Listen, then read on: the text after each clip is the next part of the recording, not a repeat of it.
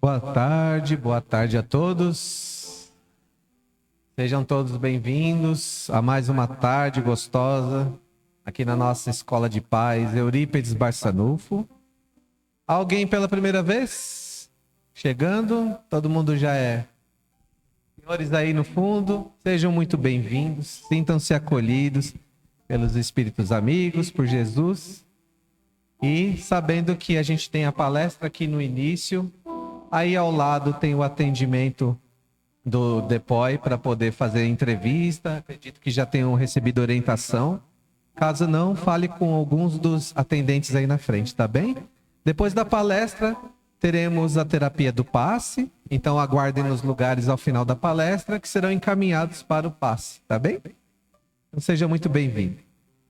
E a todos nós, enfim, mais uma tarde para a gente continuar nossas reflexões das lições de Jesus através de diversos aspectos. E hoje a gente vai falar em especial do acolhimento aos enlutados, com enfoque ao ato de amor. Tá bem? Antes de iniciar, vamos então à nossa oração de preparação, harmonização, respirando profundamente, mantendo nossas mentes tranquilas, serenando o coração. Vamos ficar em comunhão com o Mestre Jesus, Deus nosso Pai, que envia tantos emissários aqui à Terra para nos ajudar na compreensão do Evangelho do Cristo, que nunca passa suas lições sempre atuais a nos guiar em nossa jornada.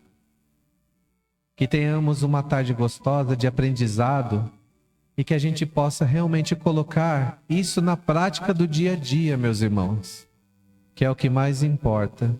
Que a gente aproveite a nossa encarnação o máximo que puder, pelo tempo que Deus nos der aqui na terra. E sendo assim, vamos então iniciar a nossa atividade da tarde. Que Deus fique conosco, agora e sempre. Que assim seja. Então, ao acolhimento dos enlutados, o ato de amor. A Sônia Mara vai falar pra gente como que a gente faz isso, tá bem? Vamos acolhê-la. Obrigada. Boa tarde.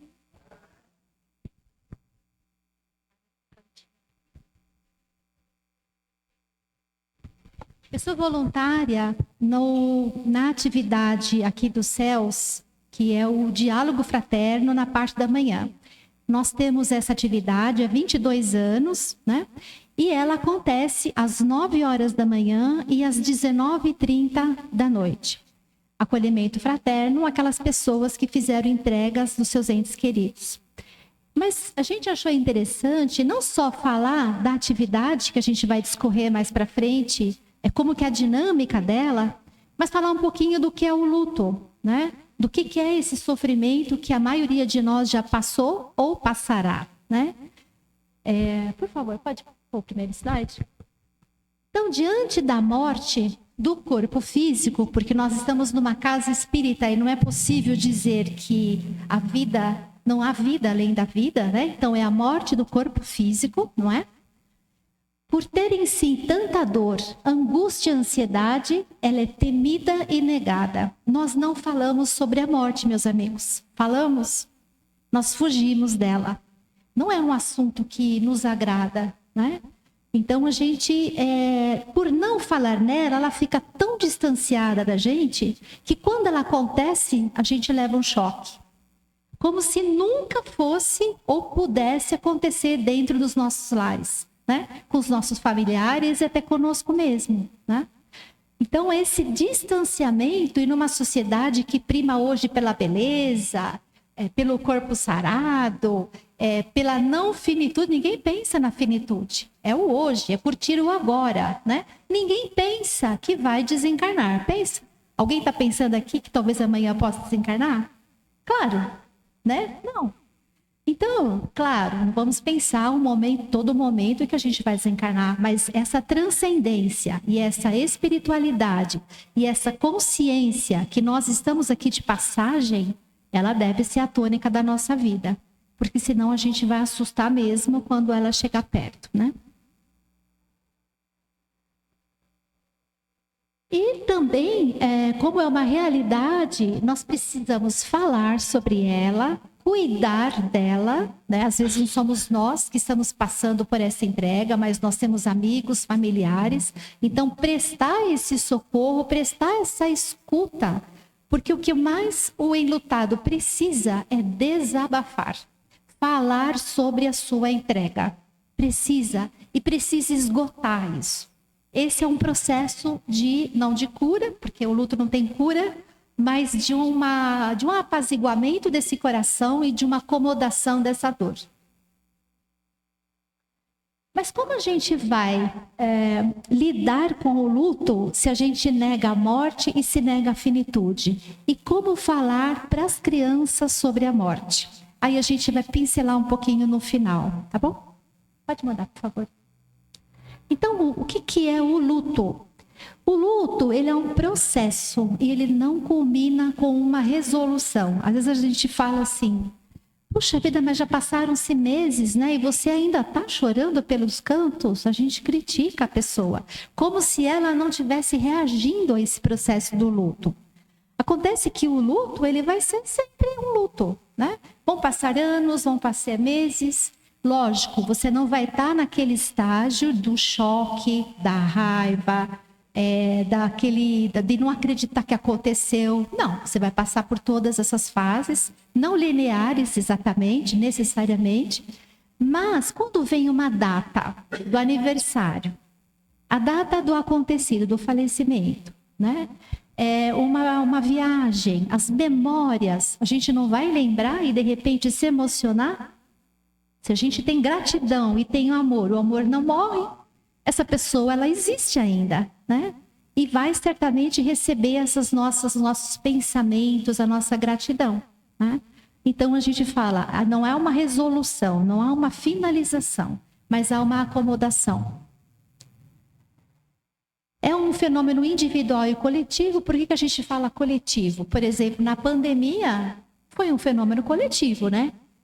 Muitas pessoas entregaram os seus entes queridos, todos nós tínhamos medo, né? E também nos sensibilizamos com as entregas das pessoas. E a forma da entrega, quantos caixões fechados, quantas despedidas não feitas apropriadamente e quanto luto não realizado, não fechado, não concluído, não concretizado por conta disso.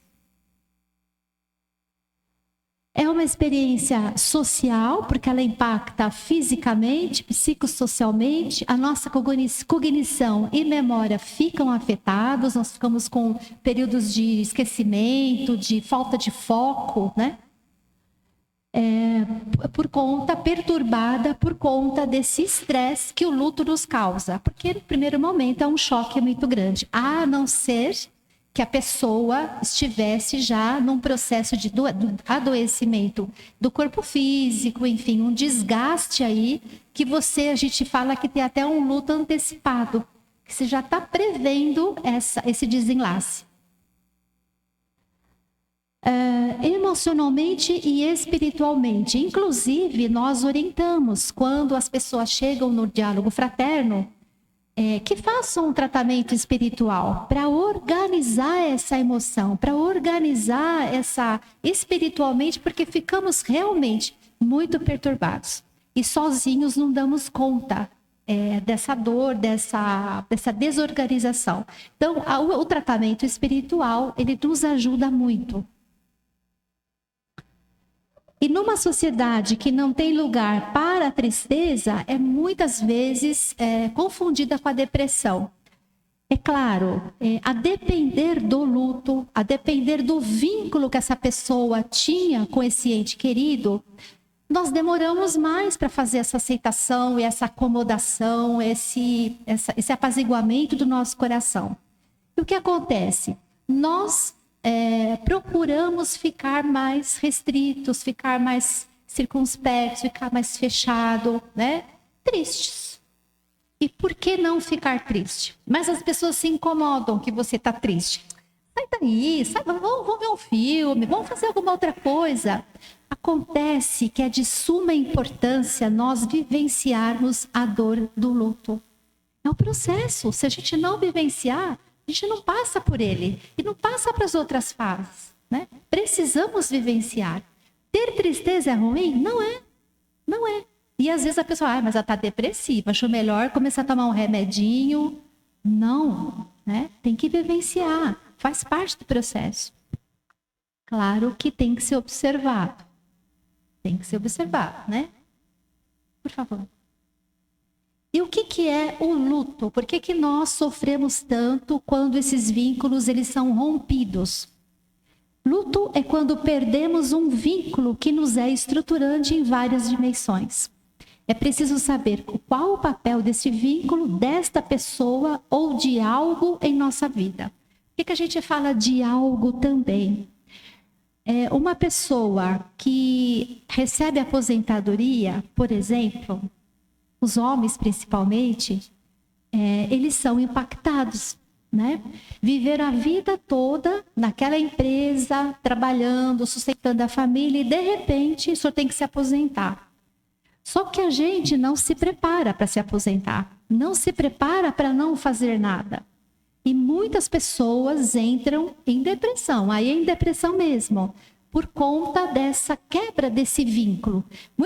Principalmente quando é um trabalho que você tem um vínculo muito grande com a empresa e você tem um grupo de amigos, de colegas de trabalho, um trabalho que você tinha muito compromisso, né, com aquele trabalho. Então, a pessoa fica enlutada? Fica, né?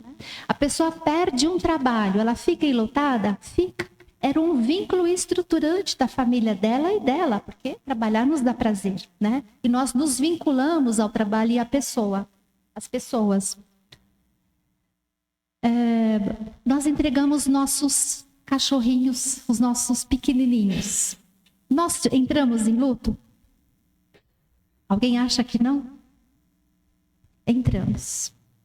Hoje, os animaizinhos, eles fazem tão parte da nossa vida, né?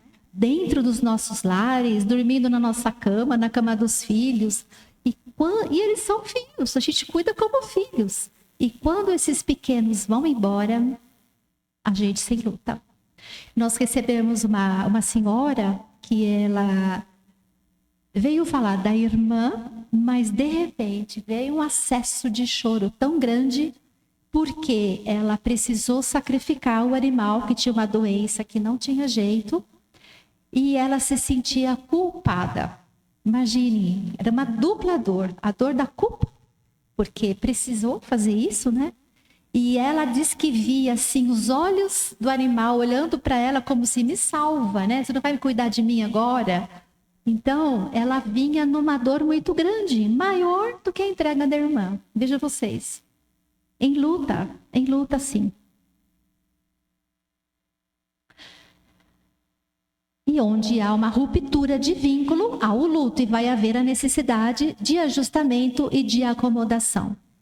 Nós não seremos mais os mesmos após as perdas. Certamente estaremos mais amadurecidos e daremos mais valor às pessoas e aos relacionamentos. É o que a gente espera, né? Porque a gente percebe a falta que faz só quando a pessoa não está presente, né? Quando está normalmente conosco, tudo bem. Mas quando ela vai embora, o buraco que fica, perdemos o chão, né? Então é muito, muito difícil quando esse vínculo ele é muito profundo com essa pessoa, nós darmos conta. E aí precisamos de espaços de escuta, né? De espaços que nos ouçam. As pessoas têm uma dificuldade em ouvir um enlutado. As pessoas não têm muita paciência. Não é que não tem muita paciência, talvez não compreendam o processo.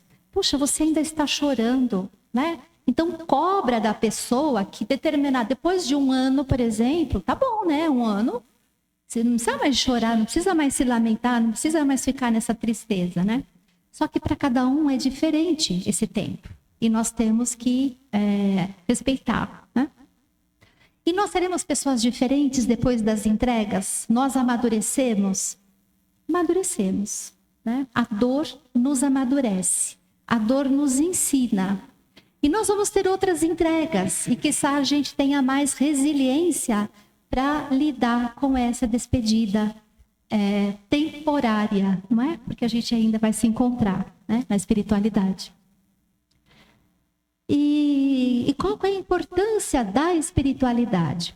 Por que nós nos chocamos muito? Nós observamos no diálogo fraterno que quanto mais a pessoa está afastada da espiritualidade, sem nenhuma religião, eu sou católica, mas eu não pratico, enfim, percebe-se um distanciamento dessa transcendência e dessa espiritualidade. Ela vem mais abatida, muito mais revoltada, muito mais inconformada.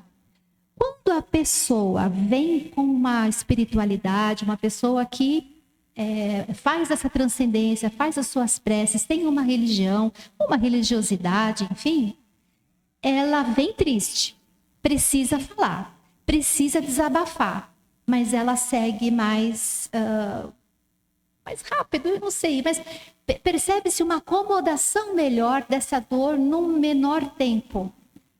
Então a gente sabe, ter espiritualidade, lembrar que nós somos espíritos, não somos esse corpo físico, é preciso a gente ter isso em mente. Porque hoje à tarde, por exemplo, nós podemos não estar aqui mais, ou alguém da nossa família, concorda com isso? E independe de idade, né? Então nós não sabemos, então é aproveitar a nossa convivência, aproveitar o nosso tempo, aproveitar a nossa vida com qualidade.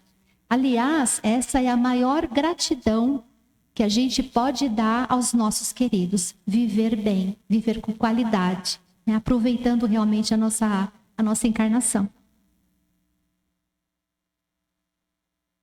Então, a espiritualidade nos traz paz, sustentação e nos convida ao estudo da doutrina dos espíritos, consoladora, porque nos coloca diante de uma nova perspectiva da dimensão da vida. Quando nós fazemos as palestras no diálogo fraterno, nós falamos de espiritualidade, falamos da doutrina espírita, né? Estamos dentro de um centro, uma casa espírita.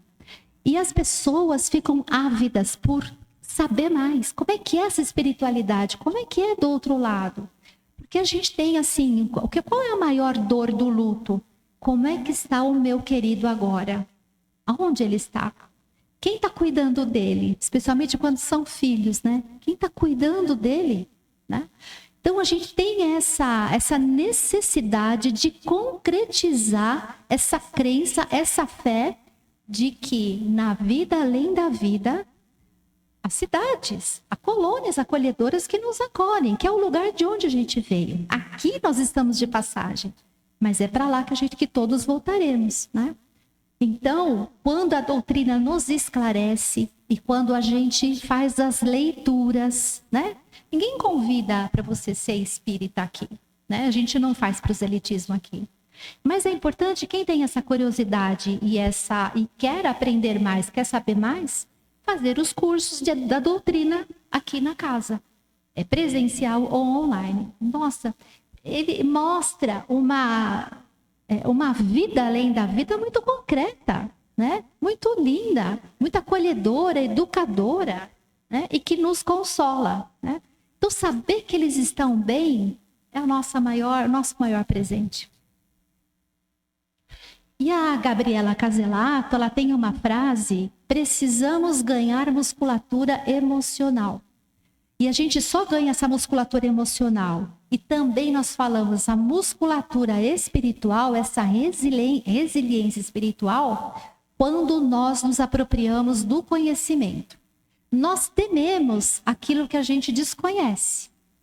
Tememos o que desconhecemos, né? Mas se a gente conhecer, saber, estamos de passagem, há uma espiritualidade, né? Há um lugar para nós voltarmos e recomeçarmos a jornada. Quando a gente entende essa lógica da vida, a pedagogia divina, que nós temos que voltar aqui, experienciar a vida física, para crescermos intelectualmente, crescermos moralmente, crescermos eticamente, para voltarmos fortalecidos e assumirmos mais responsabilidades e voltarmos novamente, a gente vai ver que tem lógica.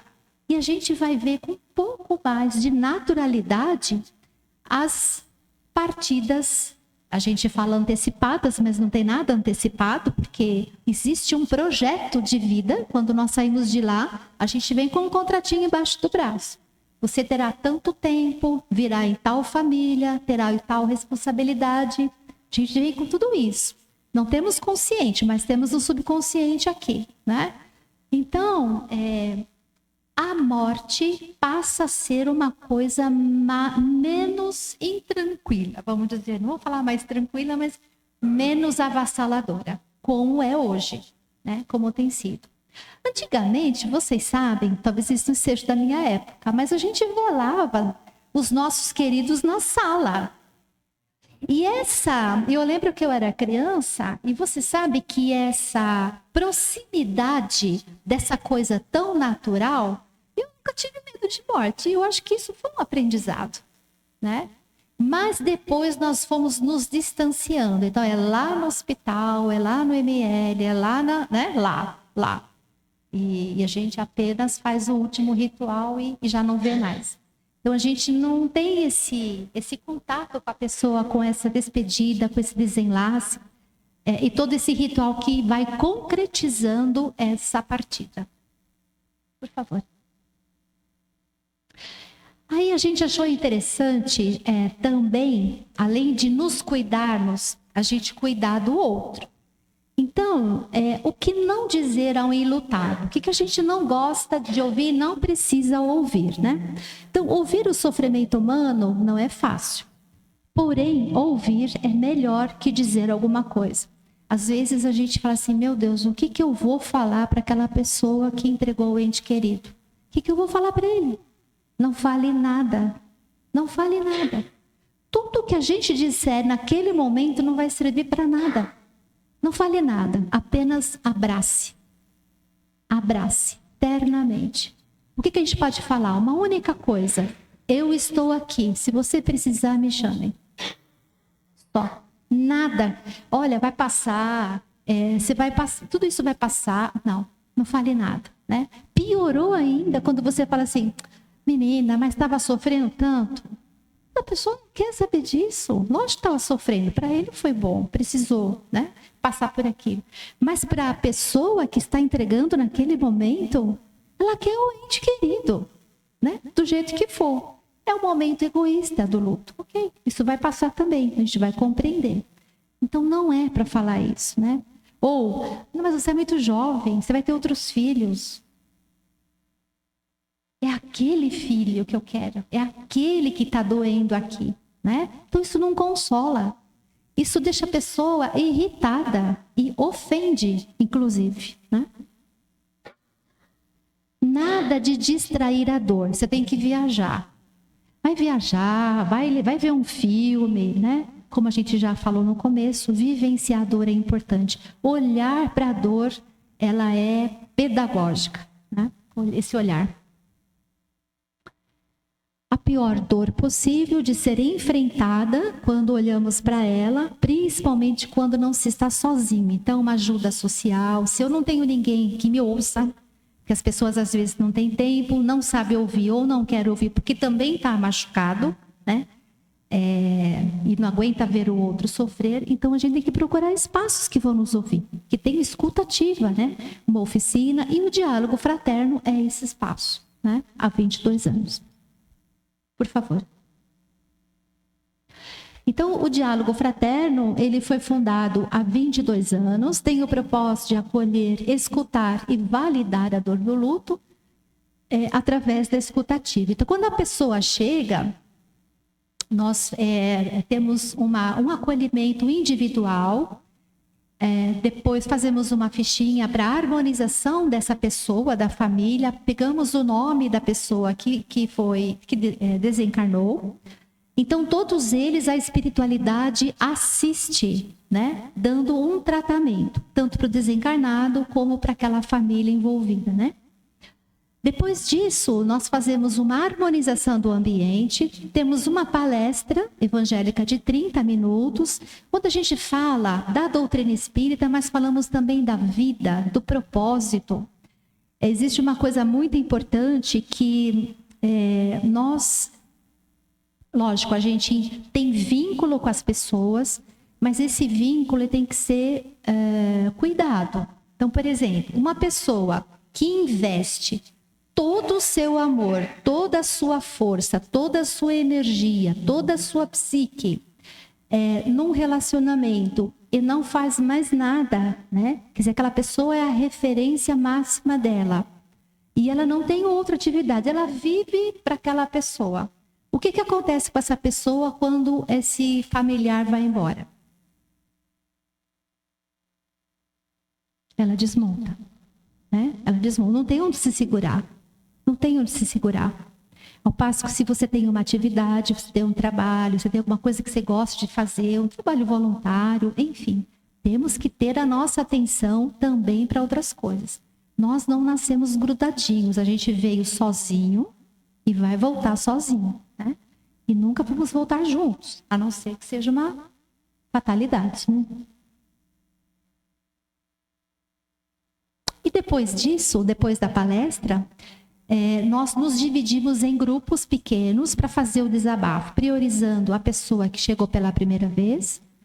E depois, então, é extremamente pedagógico essa forma, porque eu ouvir o outro que teve também uma entrega, talvez mais dolorosa que a minha ou não, enfim, é muito pedagógico. A pessoa às vezes vem com uma dor lá em cima. Quando ela ouve a dor da outra pessoa, uma mãe, ela começa a relativizar a dor dela, né?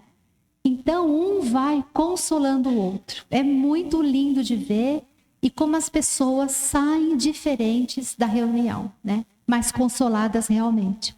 E depois fazemos vibrações e um passe coletivo, né? Pode passar. E como sabemos que um luto está caminhando? Então tem a Gabriela Caselato, ela é uma psicóloga especializada em luto. É muito bacana ler os livros dela. Também tem o site 4 Estações, porque quanto mais a gente se apropriar da informação e de como funcionam os processos de luto, a gente fica mais apaziguado, né? Porque saber nos deixa mais tranquilos, né? Nos dá esse respaldo, essa resiliência. Então ela fala, é quando se deixa de ser a dor para ter a dor. Então, num primeiro momento, isso a gente não tem como estimar o tempo, que para cada um é diferente, a pessoa está imersa naquela dor. Ela não consegue nem cuidar dos outros. Fazer uma mãe não consegue cuidar dos outros filhos. Ela está imersa naquela dor. Aquilo é muito grande, é muito profundo. Então, ela é a dor, a própria dor. Conforme vai passando o tempo, e é necessário que essa mãe volte, né? Porque nós não podemos ficar também tão imersos na nossa dor, porque afinal tem outras pessoas que dependem emocionalmente da gente, não é? Especialmente os pais. Então, tem filhos ali também lutados que precisam da mãe, do pai, da avó, do avô, alguém que dê esse suporte também, né? Então, realmente, temos que procurar esse ajustamento com o tempo. E o conhecimento, esses grupos de escuta, falar, precisamos falar. O máximo que a gente falar e compartilhar, precisamos repetir. Repetir como foi, repetir como é que eu estou, repetir, né? E às vezes o nosso familiar não tem muita paciência dessas repetições. Mas no grupo, pode repetir à vontade, né? Então, a gente... Não quer dizer que a elaboração é o fim do luto, até porque não há elaboração, mas ajustamento, uma acomodação do luto. Mas quer dizer que neste luto se criou recursos internos e externos para manejá-lo, de forma que ele não é mais transbordante, de forma que ele não é maior que a psique desse indivíduo, como era no início. Então, é uma definição dela que eu acho bem completa, né, desse sentimento que a gente tem. Pode passar? Nossa, meu Deus, como passa rápido. No luto infantil, a criança, da mesma forma que o adulto, vai passar por processos de luto. Para que a criança não sofra, nós a impedimos de olhar para a realidade da vida e suas perdas. Então, a gente quer tanto poupar as crianças, né? Porque eu também tenho tanto medo da morte, então deixo a criança também super afastada disso. Ela não vivencia nenhum ritual, né? Nenhum velório, ela é levada, e a gente discute isso. Acho que, a depender da idade da criança, ela tendo cognição, participar disso elabora o luto, concretiza aquela entrega. E é necessário que ela também passe por isso. Mas a gente vai salvando os nossos filhos desse contato com essa coisa que é tão natural na nossa vida, ou merecia ser, né? Então, se quebra um brinquedo, a gente já coloca, não, tá aqui o novinho, comprei para você. Então, ela não vivencia a perda do brinquedo, porque já tem o brinquedo recolocado no lugar. Ou, animal de estimação, a gente esconde que morreu, né? Ou, por exemplo, um amigo que se mudou. Então, trabalhar, conversar com a criança, porque ela está sentindo aquilo, né? Certa vez eu ouvi, eu achei bastante interessante, uma psicóloga, ela estava atendendo uma criança de uns 6, 8 aninhos, e essa criança começou a falar para a psicóloga: puxa vida, sabe, o meu peixinho, ele tá estranho, tá diferente. Não sei, não tá como antes, não. Tá bem diferente. E trouxe essa preocupação. Depois da sessão, a mãe a psicóloga conversou com a mãe e fez esse comentário. Aí a mãe falou: você não sabe, esse peixinho morreu e eu substituí ele, para ele não perceber. Então você vê, perdeu uma ótima oportunidade de trabalhar o luto com o filho. Fazer um ritual de enterrar no jardim, por exemplo, né? E mostrar, as plantas morrem, os bichos morrem, as pessoas também. O corpo físico morre. Tá? Então, banaliza, né? Banaliza as perdas. Então, nós devemos ter uma preocupação em como falar de morte com ela, sem minimizar o significado que a morte pode ter, né? E obedecer, respeitar a cognição da criança para ela entender o que está se falando. Pode passar, por favor? E como falar da morte com as crianças? Então, eu elenquei de um livro, um especialista em luto infantil. Então, ele dá essas coordenadas, né, que a gente pode usar para orientação. Encorajar a criança a expressar suas emoções. Então, chora, filho. Você está sentindo? Chora, né? Responder às perguntas com sinceridade e expressar as emoções honestamente. Às vezes a gente esconde que está chorando para o filho. Como assim? Estou chorando, estou sentindo. Filho, está doendo, filho, está doendo. Estou chorando porque está doendo. E está tudo bem, né? A gente não tem que ser herói o tempo inteiro, né? Então, mostrar que nós somos humanos, né? Estamos sofrendo também. Discutir a morte de forma que a criança possa entender. Então, de novo, né, respeitando a idade dessa criança. Falar com a criança de acordo com o seu nível de desenvolvimento. Pode passar. Ser paciente, permitir que a criança repita a mesma pergunta, expondo a sua confusão e seu medo. Ela vai repetir inúmeras vezes, como nós também temos que repetir inúmeras vezes para elaborar o nosso luto, né? Não criar expectativas, sugerir caminhos para que a criança possa lembrar-se da pessoa. Fazer desenhos. Vamos fazer um desenho para o vovô? Uma carta, um bilhete, né? Isso vai também elaborando uma prece. Né? Aceitar os sentimentos, percepções e reações da criança, bem como diferenças de opiniões, dúvidas e questões. Talvez os mais velhos nos questionem mais sobre isso, né? E a gente acolher, porque isso é a elaboração do luto da criança e do jovem. É Velázquez Cordeiro. Pode passar? Então, nós temos que ter sempre a consciência de que a morte, ela gera muita dor, muita ansiedade, muito sofrimento. Mas é inegável que nos traz uma grande lição. Então, a gente precisa encarar de frente a nossa finitude. Encarar e aceitar, né? Com tranquilidade. A gente vai ter tantos outros corpos, não é? A gente não precisa... E fazer as pazes com a impermanência. Nossa vida, a gente fala assim, nossa, mas a minha vida era tão maravilhosa, agora mudou tudo. Mudou e vai mudar, sempre vai mudar, né? Então, a lei da vida é da impermanência. Não se trata de viver banalizando o sofrimento, mas de escolher nossos caminhos, assumindo a potência real de nossas vidas e abrindo mão da ilusão de controle. Uma coisa que nós temos que lembrar, que apesar do sofrimento, o Pai Criador não coloca nada maior do que aquilo que a gente pode suportar. Isso é uma verdade. Então a gente dá conta, né? Por favor.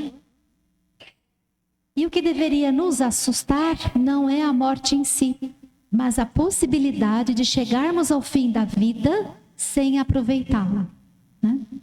De não usarmos o nosso tempo da maneira que gostaríamos. Para boa parte de nós, a morte é provavelmente o maior de todos os medos. Mas e se a grande questão envolvendo a morte for, na verdade, a vida? Estamos aproveitando nossos dias? Ou vamos chegar ao fim dessa jornada cheios de arrependimentos sobre coisas que fizemos ou, pior, que deixamos de fazer, né? A doutora Ana Cláudia Arantes, ela é uma cuidadora, uma paliativista, né? Ela faz cuidados paliativos, trouxe isso para o Brasil pela primeira vez no Hospital das Clínicas, e ela tem livros que, olha, todos deveriam ler, que fala sobre a morte, mas de uma forma tão leve, tão delicada, tão gentil e respeitosa, que a gente fala, gente, quero morrer. Porque... E tem um livro dela, um segundo livro dela, que ela fala de casos, né? Então, são casos, histórias lindas de morrer.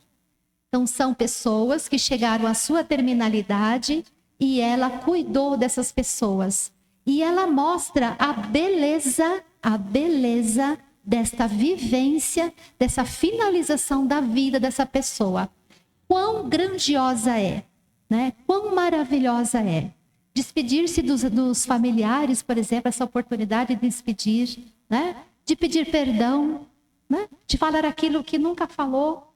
Então, se puderem ler esse livro, eu tenho certeza, mas tem que ter um lencinho do lado, uma caixinha de lencinho do lado, porque realmente mexe com a gente. E de uma forma respeitosíssima, realmente delicada, sobre a morte.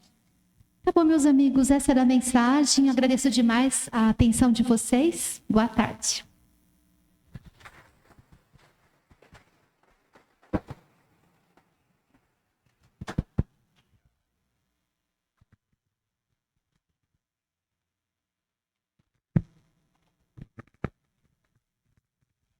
Muito obrigado a Sônia. Maravilhosa explanação. Muita coisa para a gente refletir, não é, meus irmãos? E perder esse medo. Somos espíritas. Mesmo quem está começando, confia, a vida não cessa. E para a próxima semana, a gente vai ter a palestra sobre amorosidade, a cura da ferida do abandono, com o nosso querido Alcides Neves, tá bem? Estão todos convidados. Vamos pedir aos nossos tarefeiros da Câmara de Passes, os demais permaneçam nos seus lugares. Eles vão lá preparar o ambiente para a gente ter a nossa terapia do passe, tá bem? E assim, mais uma vez, agora a gente faz o nosso encerramento com a oração de agradecimento por mais esse momento de tantas reflexões da nossa palestra. Graças a Deus. Pedindo assim ao Pai que permaneça conosco, aos espíritos amigos que nos fazem companhia, ao anjo da guarda. Sabe aquele anjo da guarda que a gente fala? Cada um de nós tem, é real. É o espírito que Deus designa para acompanhar a nossa encarnação, nos dando as melhores sugestões, nos acalmando, nos acolhendo em momentos de, às vezes, tanta dificuldade, do sofrimento. Confiem sempre, meus irmãos. Deus está sempre conosco através de vários emissários, desencarnados e os encarnados também. Muito obrigado, Jesus, aos espíritos amigos, por mais essa tarde de harmonia, de conhecimento. Que essas reflexões possam ficar conosco durante a semana, ajudando a gente a sermos cada vez melhores. Que a gente possa se encontrar na próxima semana. Que assim seja. Graças a Deus. Vamos aguardar então nos nossos lugares e o passe logo mais será realizado. Obrigado.